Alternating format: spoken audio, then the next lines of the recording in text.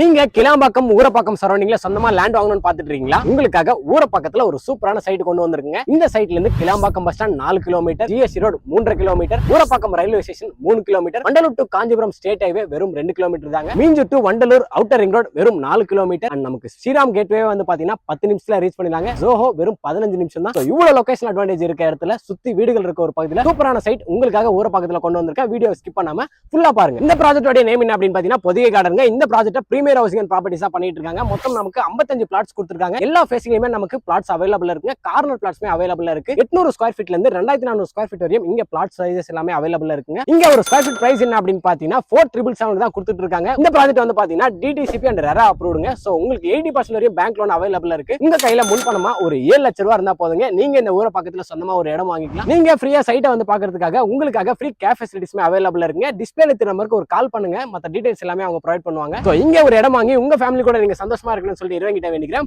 பாய்.